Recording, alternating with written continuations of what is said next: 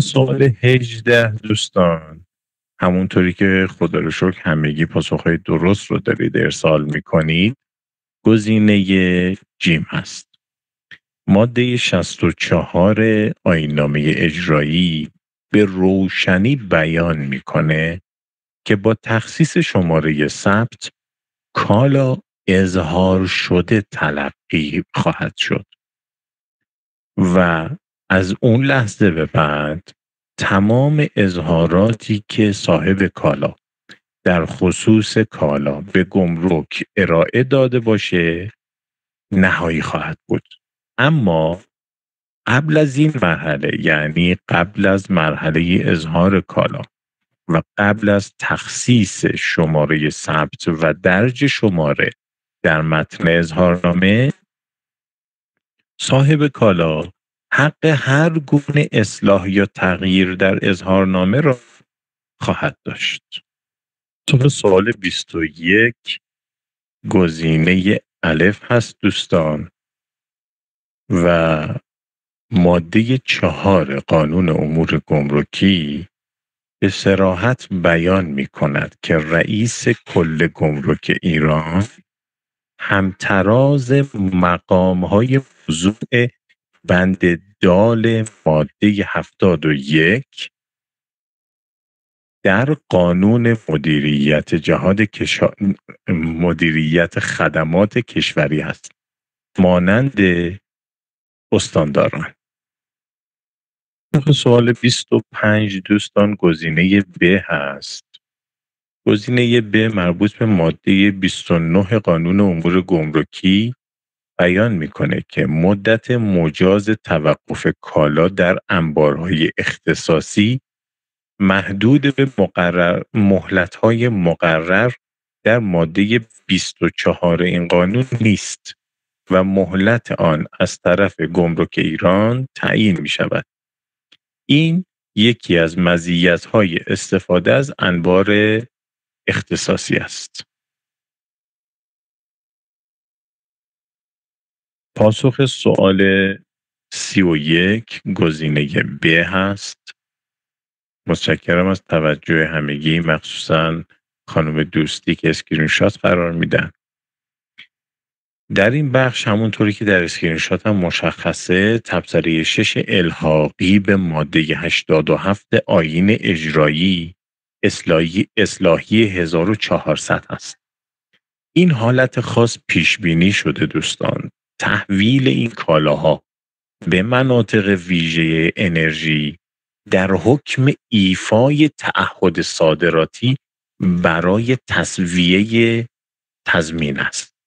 اما چون صادرات واقعی به خارج از کشور رخ نداده، در این صورت مشمول مزایای صادراتی مانند جوایز یا واردات در مقابل صادرات نخواهد شد. سوال 41 گزینه ب هست.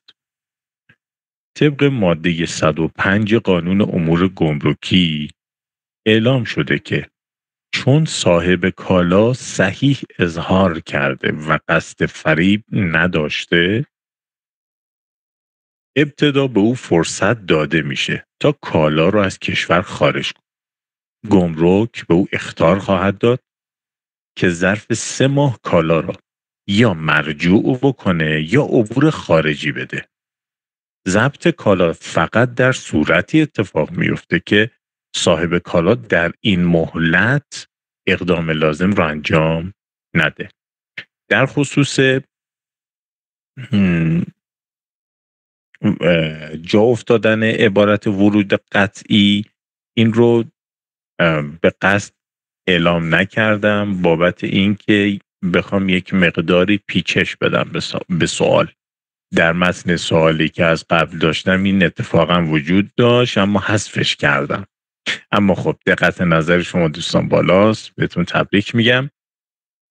در خصوص جزوه من متاسفانه الان دم دست ندارم بخوام برای شما ارسال بکنم.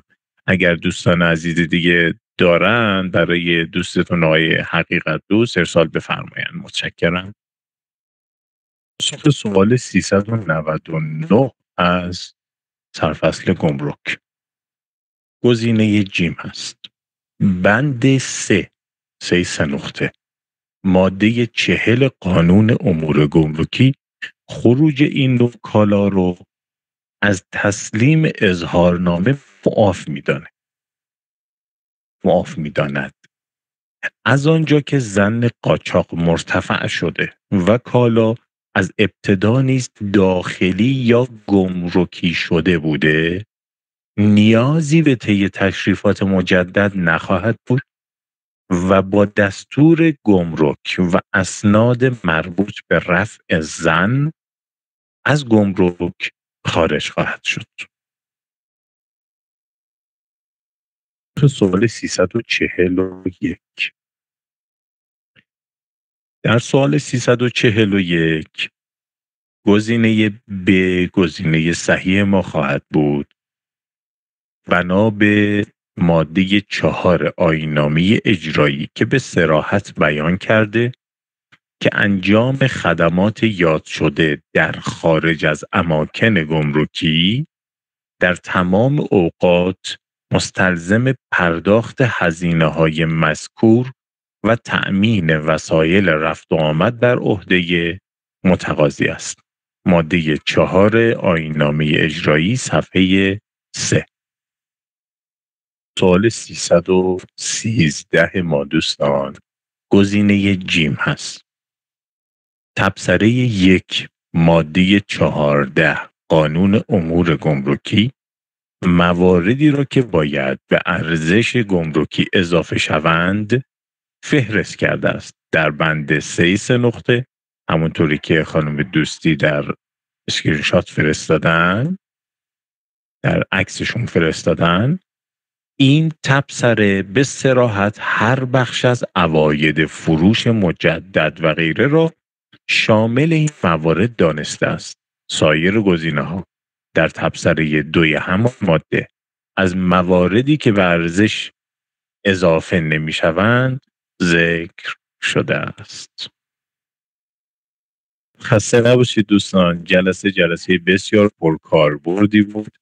جلسه خیلی پربار بود. همگی فعال و از همه مهمتر چقدر محاط بودید شما به سرفصل گمرکی. برای من خیلی جذاب بود واقعا و ارزشمند، چرا که ما به عنوان خانواده حمل و نقل یکی از مهمترین کارهایی که باید انجام بدیم این هست که به قانون امور گمرکی و الحاقات مربوط به قانون امور گمرکی احاطه کافی و وافی داشته باشیم تا در زمان لازمه بتونیم از حق و حقوق خودمون و صاحبان کالا و مشتریان خودمون دفاع بکنیم. واقعا من امشب خوشحال شدم و به تک تکتون تبریک میگم.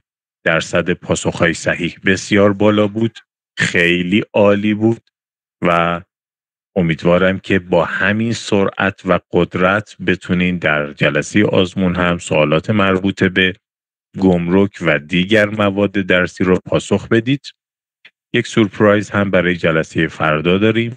علاوه بر جلسه ساعت 6 تا 8 فردا ساعت 6 تا 8 جلسه حل مسئله خواهیم داشت که جناب دکتر محمد میفرمایند متن رو خدمتتون ارسال میکنن. یک جلسه ویژه هم خواهیم داشت که اون رو هم با هماهنگی آقای دکتر فرخی متن خدمتتون ارسال میشه و خواهید دید انشاءالله که هر دو جلسه اول ساعت 2 بعد از ظهر تا 4 بعد از ظهر و جلسه دوم از ساعت 6 بعد از ظهر تا 8 بعد از ظهر خواهد بود. امیدوارم که بتونید طوفانی به پا بکنید و موفق بشید و همگی ما در کنار همین موفقیت شما رو بتونیم جشن بگیریم. شب خوبی داشته باشید. التماس دعا. خدا نگهدار شما. سلام، عرض اراده